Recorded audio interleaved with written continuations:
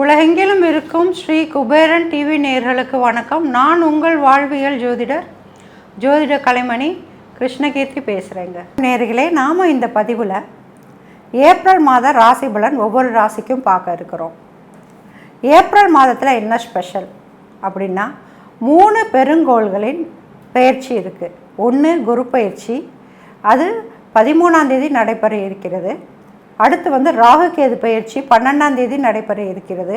அடுத்து சனி பயிற்சி 29ஆம் தேதி, சனி அதிசார பயிற்சி 75 நாட்கள் பயிற்சியாக இருக்கிறது. இந்த மாதிரி இருக்கும் காலகட்டங்களில் மாத கிரகங்களான செவ்வாயும் சரி, புதனும் சரி, சுக்கிரனும் சரி கையோட இந்த நாட்களில் 10, 15 அந்த மாதிரி நாள் கணக்கில் மாற இருக்கிறாங்க. இதோட தலைமை கிரகமான நம்ம சூரிய பகவான் சித்திரை 1க்கு மேசராசியில் உச்சம் பெற காத்திருக்கிறாரு. அப்போது இந்த 9 கோளுக்கும் தலைமை பொறுப்பில் இருக்கும் அந்த சுயம்பு சூரியன் மேசராசியில் உச்சம் பெறும்போது உத்தராயணம் அப்படின்னு சொல்லும் பொழுது நமக்கு கிடைக்கக்கூடிய ப்ளஸ் பாயிண்ட்ஸ் நிறைய ஜாஸ்தி இருக்குங்க. ஏன்னா சூரியன் பொதுவாகவே உச்சமாகும் பொழுது நாட்டுக்கும் சரி, நாட்டு மக்களுக்கும் சரி நிறைய நல்லதுகள் நடப்பதற்கான வாய்ப்பு இருக்கிறது. இன்னொன்று, இத்தனை நாள் இருந்த அந்த சிறு சிறு வியாதிகள், தொல்லைகள் அதுக்கு மறைவதற்கான ஒரு நல்ல வெளிச்சத்தை கொடுப்பதற்கான ஒரு வாய்ப்பாகவும் சூரியன் இப்போ பூமிக்கு மிக அருகில் இருப்பது போல் கணக்குது. ஒன்று உச்சம் அப்படிங்கிறது வேறு ஒன்றும் இல்லைங்க, பூமியோட மிக அருகில் இருப்பதும், நீச்சம் என்பது பூமியை விட்டு அதன் தாக்கத்தை குறைத்து கொள்ளும் விதமாக தள்ளி இருப்பதுமே உச்சம் நீச்சம் அப்படிங்கிறோம். ஸோ நீச்சம் அப்படிங்கிறப்ப ஆட்டோமேட்டிக்காக பார்த்தீங்கன்னா நமக்கு இந்த வின்டர் வந்துடும். ஸோ நிறைய வியாதிகள் வருவதற்கான ஸ்கின் டிசீஸ்லேருந்து அலர்ஜி, ஜுரம் வருவதற்கான வாய்ப்புகள்லாம் நிறையா இருக்கும். வீட்டை விட்டு வெளியிலே வரமாட்டோம், அது மாதிரி நிறைய வாய்ப்புகள். இப்போ அந்த விஷயம் முடிஞ்சு இப்போது திருவிழாக்கள் அள்ளி சித்திரை திருவிழாலேருந்து ஊர் திருவிழாலேருந்து பார்க்கக்கூடிய அந்த காலகட்டத்துக்கு நம்ம வந்துட்டோம். அப்போது எப்போவுமே ஏப்ரல்னாலே ஒரு ஸ்பெஷலான மாதம்தாங்க. சரி வாங்க இப்போ ஒவ்வொரு ராசிக்குமான ராசி பலனை பார்க்கலாம். தனுசு ராசி நேயர்களே, அன்பு தனுசு ராசி நேயர்களே, ஏப்ரல் மாத ராசி பலனோட பலன்கள் என்னென்ன, ஒவ்வொரு ராசிக்கு சூரியன் என்ன செய்ய இருக்கிறார், பக்க பலமாக மற்ற கிரகங்கள் என்ன செய்ய இருக்கிறதுன்னு பார்த்துக்கிட்டு இருக்கோம். அந்த வகையில் உங்களுக்கான ஏப்ரல் மாத பலன் பரிகாரம் எடுத்துக்கொள்ளலாமா வேண்டாமா அப்படின்னு பார்க்க போகிறோம். தனுசு ராசிக்கு இந்த மாதம் தன்னோட குழந்தைங்கள்னால நல்ல பேர் உண்டு, ஒரு கௌரவம் கிடைக்கும். குழந்தைகளுக்கு ஒரு பட்டம், பதவி ஏற்பு, பதவி உயர்வு, அரசாங்க பதவி உயர்வு, அரசாங்க வேலை கிடைப்பதற்கான வாய்ப்புகள் ஜாஸ்தி இருக்குது.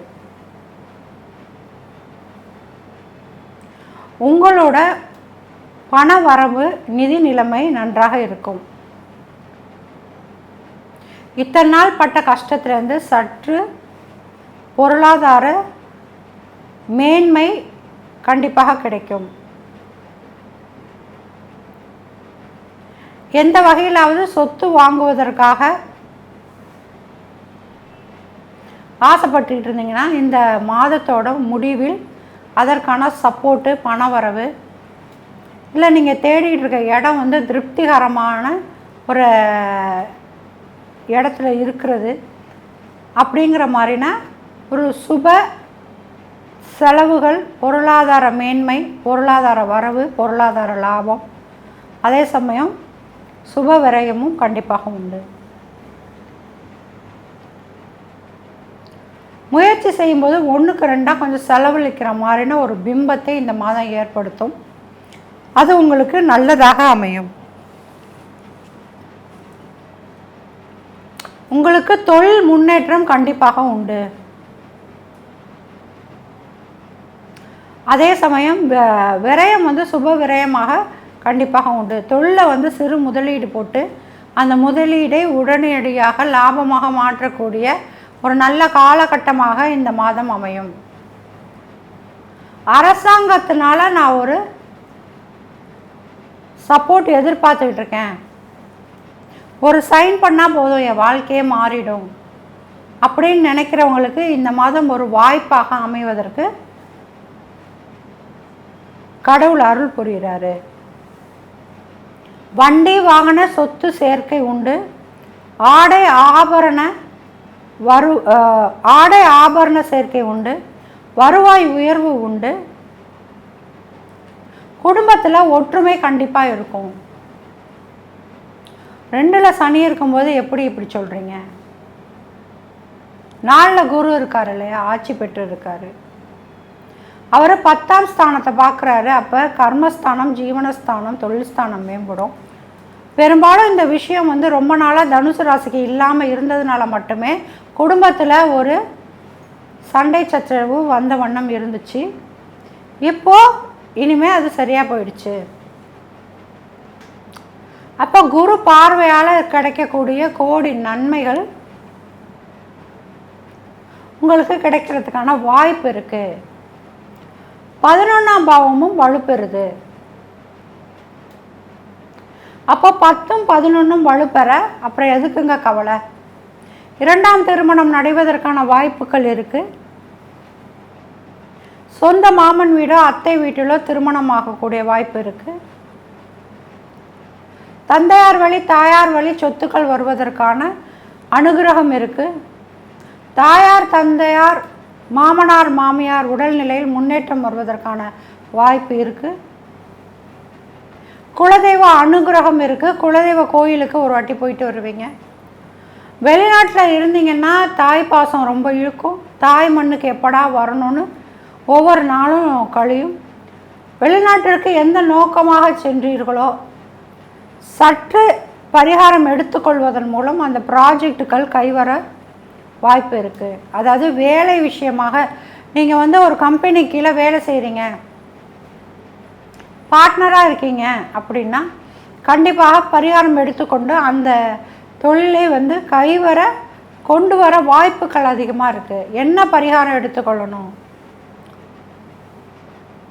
எள்ளு சாதம் காக்கைக்கு வைங்க. எள்ளு மிட்டாய் வாங்கி பெரியவங்களுக்கு கொடுங்க. சனிக்கிழமை நல்லெண்ணெய் தேய்ச்சி குளிங்க.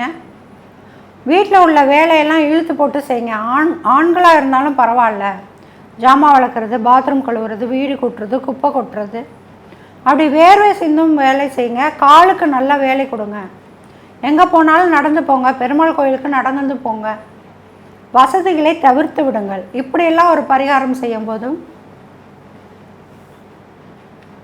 விதவைகளுக்கு, முதியவர்களுக்கு, முடவர்களுக்கு அல்லது பார்க்க அருவருக்கத்தக்க இருப்போருக்கு அவர்களுக்கான தேவையை பூர்த்தி செய்து வைங்க. சிறு தேவை எடுத்துக்கணுங்க. அவங்களுக்கு 1000 தேவை இருக்கும். அதில் என்ன சிறு தேவை அதை முழுமையாக செய்யுங்க. அன்னதானம் கொடுங்க. இப்படிலாம் செஞ்சு உங்கள் காரிய சித்தியை நீங்கள் பயன்பாட்டுக்குள்ள வச்சுக்கலாம். சரி, கையோட என்ன வச்சுக்கலாம்? தர்பை புல் வச்சுக்கலாம். தர்பை புல் பாய் போட்டு உட்காரலாம், படுக்கலாம். ஸோ இந்த மாதிரி செய்கிறதன் மூலம் உங்களுக்கான நல்ல விஷயங்கள் கைவர காத்திருக்கு. மற்றபடி பெரும் பொருட்களை அடமானம் வைத்தோ ஒரு லோன் எடுத்தோ ஒரு காரியத்தை சாதித்து கொள்ள வேண்டிய கட்டாயத்தில் இருந்தீங்கன்னா ஒரு 2 மாதம் தள்ளி போடுங்க. இப்போ வேணாம்.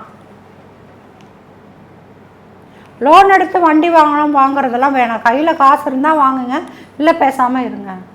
புது பிளான் எதுவும் போடாதீங்க.